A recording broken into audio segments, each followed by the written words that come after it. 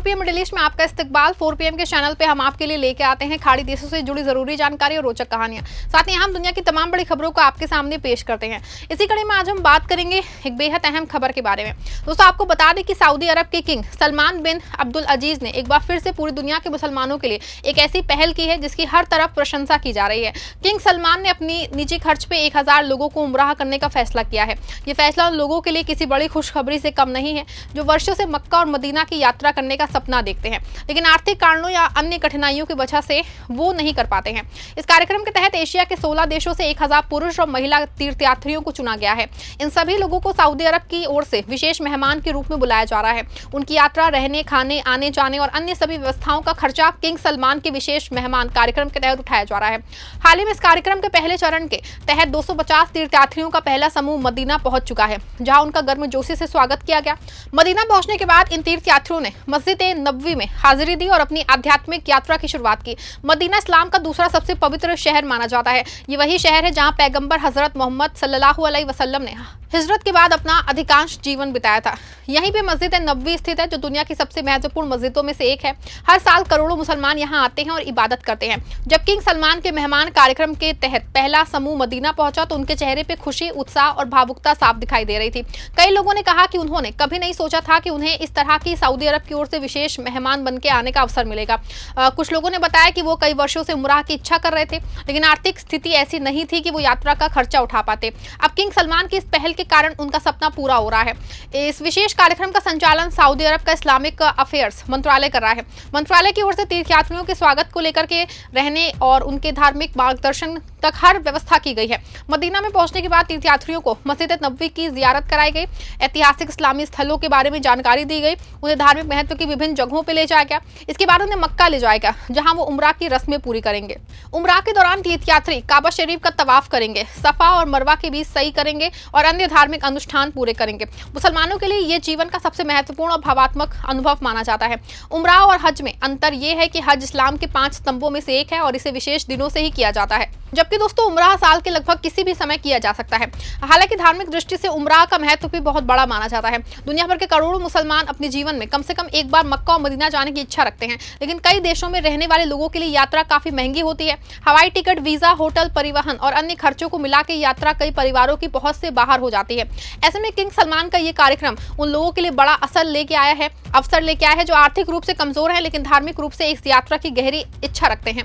King Salman द्वारा शुरू किया गया ये मेहमान कार्यक्रम कोई नया कार्यक्रम नहीं है। पिछले कई वर्षों से सऊदी अरब दुनिया के विभिन्न देशों के मुसलमानों को अपने खर्च पे हज और उम्राह के लिए आमंत्रित करता रहा है। इस कार्यक्रम के माध्यम से हजारों लोगों को लाभ मिल चुका है। हर साल अलग अलग देशों से चयनित लोगों को बुलाया जाता है और उन्हें पूरी तरह से मुफ्त यात्रा कराई जाती है। इस पहल का उद्देश्य केवल लोगों को उम्राह करना नहीं, बल्कि दुनिया भर के मुसलमानों के बीच भाईचारा, एकता और सहयोग की भावना को मजबूत करना भी है। जब अलग अलग देशों और संस्कृतियों के लोग मक्का और मदीना में एक साथ इबादत करते हैं तो उनके बीच में आपसी समझ और सम्मान बढ़ जाता है। सऊदी अरब लंबे समय से हज और उम्राह यात्रियों की सेवा को अपनी सबसे बड़ी जिम्मेदारी मानता है। किंग सलमान और क्राउन प्रिंस मोहम्मद बिन सलमान के नेतृत्व में पिछले कुछ वर्षों में मक्का और मदीना में कई बड़े विकास कार्य किए गए हैं। सऊदी सरकार ने आधुनिक परिवहन व्यवस्था, नई सड़कें, बड़े होटल, डिजिटल सेवाएं और तीर्थयात्रियों की सुविधा के लिए अनेक नई परियोजनाएं शुरू की हैं। इन परियोजनाओं का उद्देश्य ये सुनिश्चित करना है कि दुनिया भर में आने वाले लोग सुरक्षित, आरामदायक और व्यवस्थित तरीके से अपनी धार्मिक यात्रा पूरी कर सकें। विजन 2030 के तहत सऊदी अरब धार्मिक पर्यटन को और अधिक विकसित करने का विशेष ध्यान दे रहे हैं। सरकार का लक्ष्य है कि आने वाले वर्षों में करोड़ों लोग हर साल उम्राह कर सकें। इसी दिशा में मक्का और मदीना में अरबों डॉलर की परियोजनाओं पर काम चल रहा है। मदीना में रुआ अल मदीना जैसी बड़ी परियोजना तीर्थयात्रियों के लिए नई सुविधाएं तैयार कर रही है। इसी तरह मक्का में भी कई नए विकास कार्य किए जा रहे हैं ताकि अधिक संख्या में आने वाले यात्रियों की बेहतर सेवाएं मिल सके। पहले समूह में शामिल तीर्थयात्रियों ने सऊदी नेतृत्व का आभार व्यक्त किया है। कई लोगों ने कहा कि ये उनके जीवन का सबसे बड़ा उपहार है। कुछ लोगों की आंखों में आंसू आ गए, क्योंकि खुशी के आंसू थे, क्योंकि उन्होंने वर्षों तक इस दिन इंतजार किया था। इस दिन का उन्होंने कहा कि जब उन्हें पता चला कि उनका चयन किंग सलमान के मेहमान कार्यक्रम में हुआ है तो उनको यकीन ही नहीं हो रहा था। उनके परिवार और समुदाय में काफी खुशी का माहौल था। कई लोगों ने इसे अल्लाह की विशेष करम और किंग सलमान की उदारता का परिणाम बताया। इस कार्यक्रम की एक और खास बात यह है कि तीर्थयात्रियों को केवल धार्मिक यात्रा ही नहीं कराई जाती है, बल्कि उन्हें इस्लामी इतिहास और संस्कृति के बारे में जानकारी दी जाती है। मदीना और मक्का में मौजूद ऐतिहासिक स्थलों की यात्रा करा के उन्हें इस्लाम के शुरुआती दौर की महत्वपूर्ण घटनाओं से परिचित कराया जाता है। इससे उनके से धार्मिक समझ और गहरी होती है। कई तीर्थयात्री बताते हैं कि यात्रा उनके जीवन का नजरिया बदल देती है, उन्हें आध्यात्मिक रूप से मजबूत बनाती है। दुनिया भर के मुसलमानों के लिए मक्का और मदीना केवल शहर नहीं है बल्कि उनकी आस्था और भावनाओं का केंद्र है। काबा शरीफ को देखने का सपना लगभग हर मुसलमान का होता है।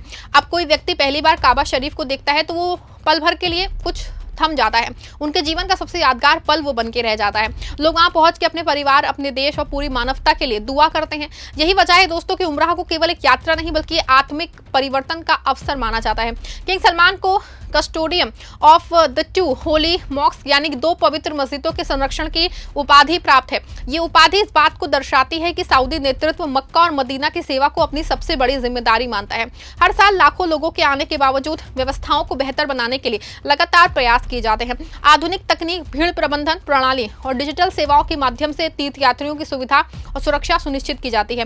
धार्मिक विशेषताओं का मानना है कि इस तरह की पहले केवल धार्मिक महत्व नहीं बल्कि सामाजिक और मानवीय दृष्टि से भी महत्वपूर्ण होती हैं। जब किसी गरीब या जरूरतमंद व्यक्ति को मुफ्त में उम्रा करने का अवसर मिलता है तो उनके जीवन में एक नई उम्मीद पैदा हो जाती है। वो अपने समाज और समुदाय के लिए भी प्रेरणा बनता है। इसके अलावा विभिन्न देशों के लोगों के बीच संपर्क बढ़ते हैं। वैश्विक मुस्लिम समुदाय में एकता और भाईचारे की भावना मजबूत होती है। कुल मिलाकर किंग सलमान द्वारा अपने खर्च पे 1000 लोगों को उम्रा करने का निर्णय एक ऐतिहासिक और सराहनीय पहल है। मदीना पहुंचा पहला समूह इस कार्यक्रम की सफल शुरुआत का प्रतीक है। आने वाले दिनों में अन्य समूह भी सऊदी अरब पहुंचेंगे और मक्का मदीना की पवित्र यात्रा का सौभाग्य प्राप्त करेंगे। ये पहल केवल एक धार्मिक कार्यक्रम नहीं बल्कि सेवा, उदारता, भाईचारे और मानवता का संदेश देने वाली एक महत्वपूर्ण कोशिश है।